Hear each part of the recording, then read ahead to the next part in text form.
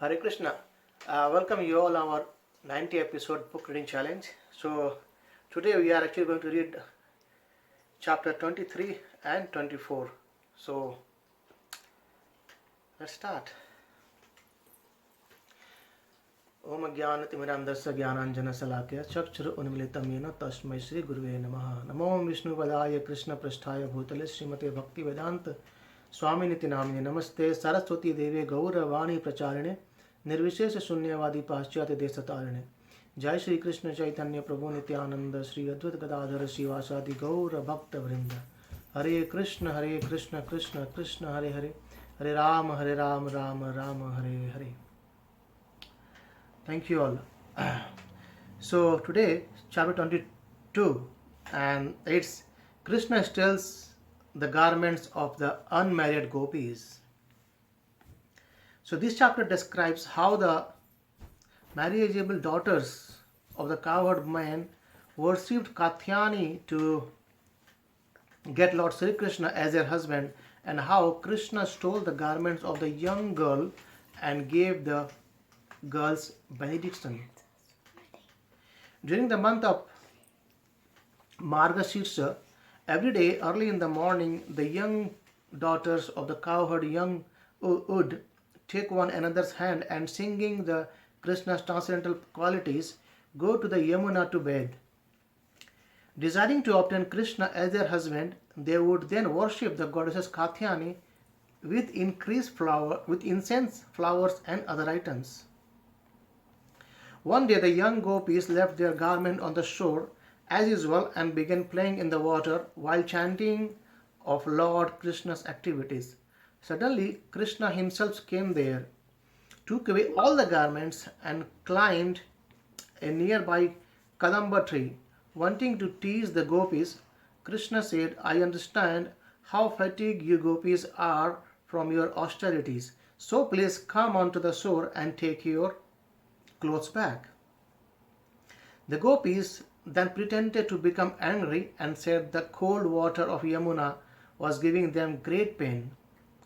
If Krishna did not give them back their garments, they said they would inform the king Kṛṣṇa of all that had happened. But if he did give the clothes back, they would willingly carry out his orders in the mood of humble servants. Sri Krishna replied that he had no fear of King Kṛṣṇa and that if the girls really intended to follow his command and be his maidservants, they should each immediately come onto the shore and take their respective garments. The girls, trembling from the cold, climbed out of the water with their two hands covering their private parts.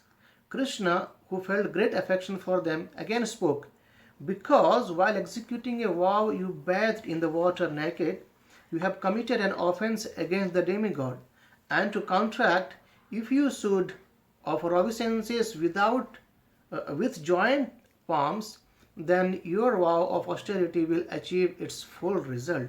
So Krishna now teasing the girls, just pray me with austerities to get the full benefit of your austerities. So the gopis followed the instruction and with folding their hands in respect offered obeisances to Sri Krishna. Satisfied, he gave them back their clothing, but the young girls had become so attracted to him that they could not live. Understanding their mind, Krishna said that he knew that they had worshipped Katyani to get him as their husband. Because they had offered their hearts to him, their desires would never again become tainted by the mood of materialistic enjoyment. Just as fried barleycorns can no longer grow into shoots.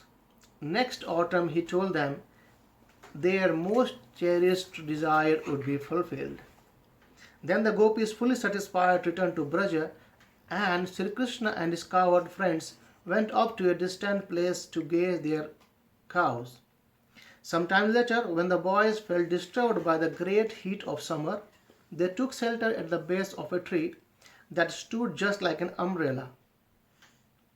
The Lord then said that the life of a tree is most excellent, for even while feeling pain, a tree continues to protect others from heat, rain, snow, and so on. With its leaves, flower, fruits, shade, roots, bark, wood, fragrance, sap, ashes, pulp, sprouts, a tree fulfills the desire of everyone. This kind of life is ideal. Indeed, said the Kṛṣṇa,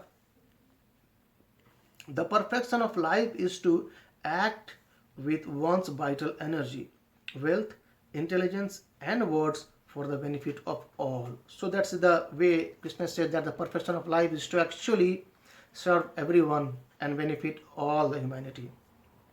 After the Lord had glorified the trees in this way, the entire company went to the Yamuna, where the cowherd boys let the cows drink the sweet water and also drank some themselves. So this is the way how we ended chapter 22, where actually Krishna is trying to please the girls or the Gopīs, and he gave the benediction of what they wanted to be.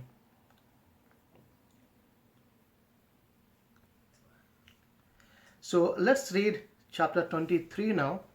The Brāhmaṇa's wife were blessed. So now, as Krishna has given blessings to the unmarried Gopīs, and now he's going to give blessings to the Brāhmaṇa's wives. That's a very interesting pastimes of Krishna as well. This chapter describes how Lord Sri Krishna, after inducing the cowherd boys to beg for food, showed mercy to the wives of some Brāhmanas, performing a sacrifice, and made the Brāhmanas themselves feel remorse. So when the cowherd boys became very hungry, they asked Sri Krishna about obtaining food, and he sent them to beg some from a group of Brāhmanas who were performing a sacrifice nearby. But the Brāhmanas ignored the boys, thinking Sri Krishna an ordinary human being. The boys returned disappointed, but the Lord sent them off again, advising them to ask the Brāhmanas' wives for the food. These ladies had heard of Sri Krishna's transcendental qualities and were very much attached to him. Thus, as soon as they learned he was nearby, they went to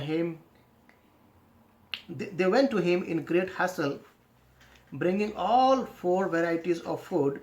In this way, they offered themselves to Sri Krishna. So earlier, the group of the cowherd boys, they comes to Brāhmanas, they didn't give it, but the wives of Brāhmanas, by just listening or hearing the pastimes of Krishna, they had an affection towards Krishna, and then they gave up the food for them.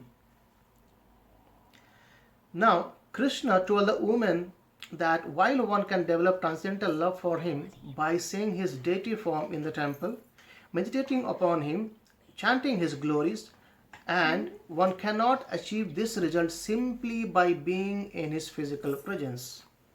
He advised that since they were housewives, their particular duty was to help their husband perform sacrifices.